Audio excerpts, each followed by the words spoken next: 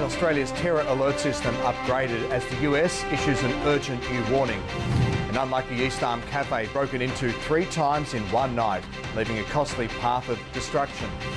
Gone under, how a Darwin builder has turned the dream of owning a home into a nightmare. Exclusive details on the future of Nightcliff Jetty. And all the latest from the AFL draft. Did Darwin local Daniel Rioli make the cut? This is 9 News with Johnatan Uptin.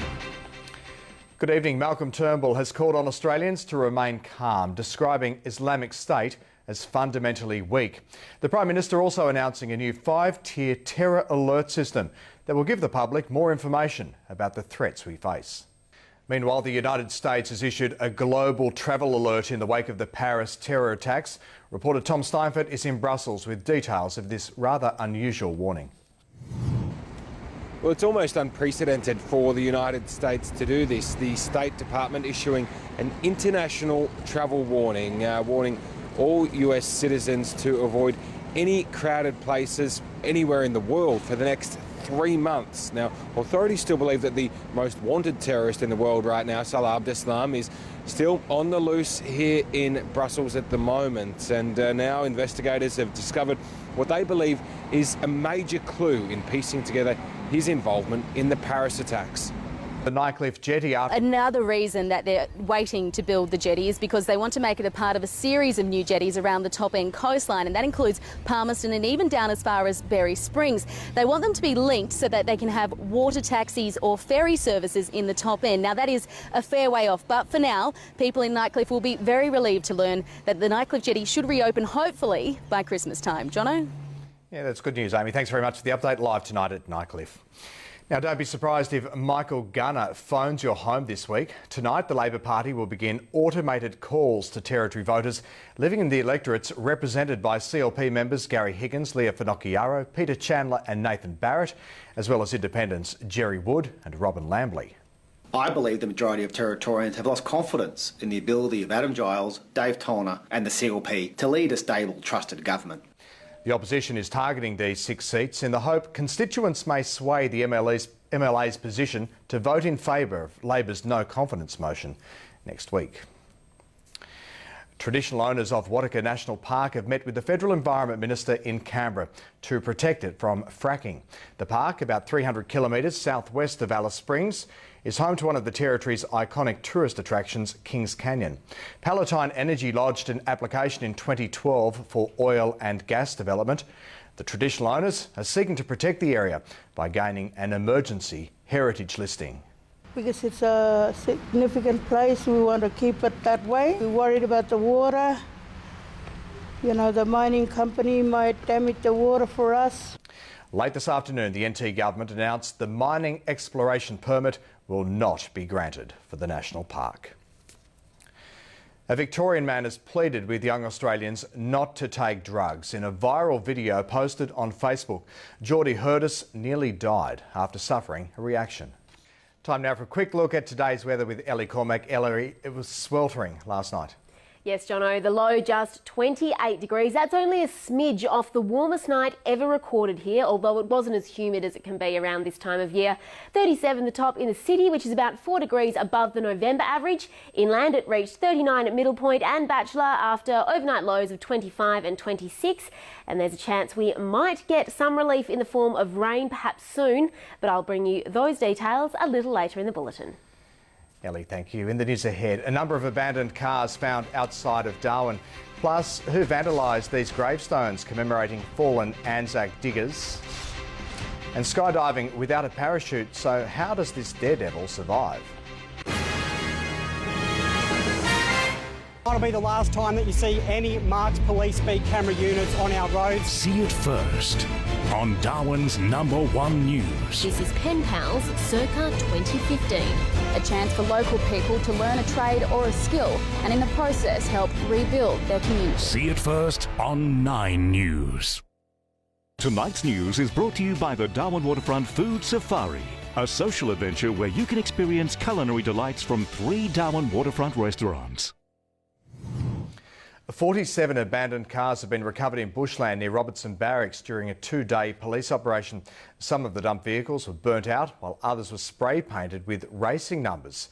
They were found by a business testing off-road cars last week. Strikeforce Trident officers were able to retrieve vehicle identification numbers from 21 of the cars, 8 of which had been reported stolen, while several others had been involved in crashes or car chases. It looks like the area's been used for hooning as well as a dumping ground for stolen cars and just cars that are no longer any use to the owners. The operation follows a similar exercise in September involving the Australian Army, where dozens of cars were pulled from the Hauritz quarry. An Anzac cemetery near London has been targeted by vandals for the second time this year. In a sickening attack, the graves of World War I servicemen were sprayed with blue paint and smashed. The AFL draft is underway and we're starting to learn who is heading where. Jake Hauritz joins us now. What do we know so far? Well, Jono, as expected, Carlton has taken Jacob Wiedering with the #1 overall pick. The 195-centimetre key defender from Dandenong was the obvious choice there.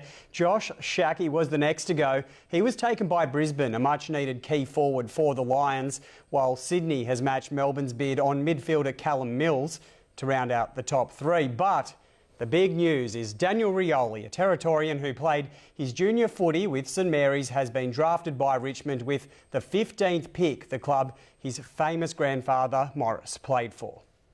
The Richmond Football Club picked Daniel Rioli, St Mary's, East Point Football Netball Club, Northern Territory. Territory boys Davin Ferreira and Ryan Nyhouse are also late chances in the draft. Dave Warner has been hurt during a fielding drill at Adelaide Oval. He was forced from the field, sparking fears he may have to miss the first ever day-night test, which begins on Friday. Thankfully, he returned for batting practice and is determined to finish the series against New Zealand on a high. And I'll be back with more sport later in the bulletin. Things, well, they're getting tight in the NTFL, and a huge honour for big serving Aussie Sam Groth. Jono, that's all coming up soon, and we might even go through that Daniel Rioli moment just again. I think it was worthwhile. Thanks, Jake. Good on you. Still ahead, the plan to raise the cost of cigarettes to $40 a pack. And the colouring ink craze taking bestseller lists by storm. Jake's back now with more sport. James Maloney is a man on a mission. He sure is, Jono. He's looking to give the Sharks that elusive premiership. We'll have that next. Also, the NTFL logjam creating pre-Christmas excitement. And Peter Senior back at it ahead of the Australian Open.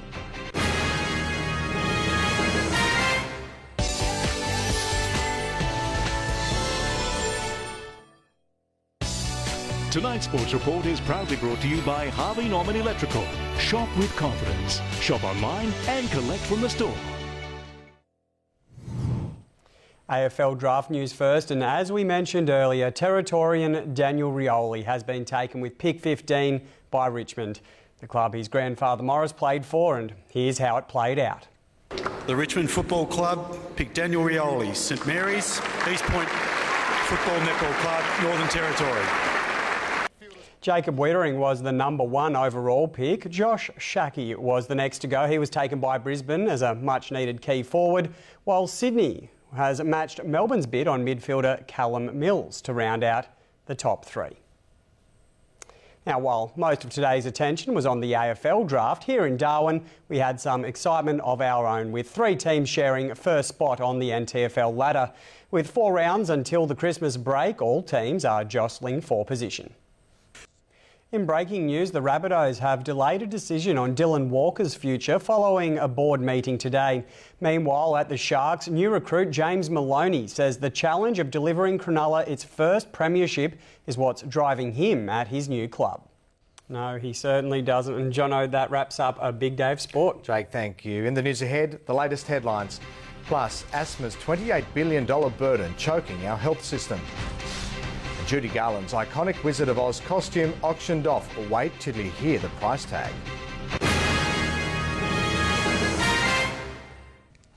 Our top stories once again. Security cameras have captured the moment an intruder trashed a cafe at East Arm. The owner says he's not angry, saying desperate people do desperate things. Police are hunting a man caught on CCTV over a break-in and theft of a car at Muirhead. And Territory Cabinet has approved a $700,000 upgrade of Nightcliff Jetty, ending fears it might have been demolished. More than 2 million Australians live with asthma, and now the hidden cost of the chronic disease has been revealed. The condition is draining almost $28 billion from our economy, with experts calling for more research into targeted treatments. Time for weather now with Elly Cormack. Elly, when can we expect relief from these hot days and nights? Well, Jono, there's a slight chance of rain tomorrow, but it changes as the weekend draws closer. After the break, all the weather details, and wait till you see the whopping catch of the day.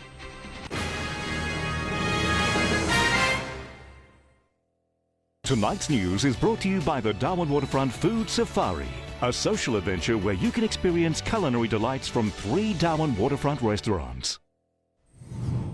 Another hot and sunny one here in the top end. Right now in Darwin, it's 32 degrees, the humidity 55%. That's after another hot night. 28 the overnight low, 37 the top. Inland it reached 39 at Middle Point and Bachelor. On the satellite, afternoon storms can be seen over the Kimberley, extending across the base at the top end and through central Queensland.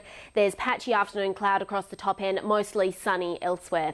And hot conditions to continue here this week, with only a slight to medium chance of afternoon showers and storms. They'll develop from tomorrow.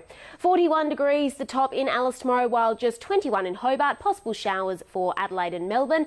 Our harbour forecast seas below a metre, and northwesterly winds below 10 knots will increase to 15 in the middle of the day, then tend westerly in the evening. Big tides tomorrow. The morning low just 0.8 metres just before midday, and the sun will set 4 minutes before 7. There are obviously plenty of those $1 million barra out there with the 5th caught yesterday. Rumour has it was in the harbour around West Arm, so check there as well as Bino. Otherwise, the harbour foreshores for Queenies and try Mandorah for Trevally.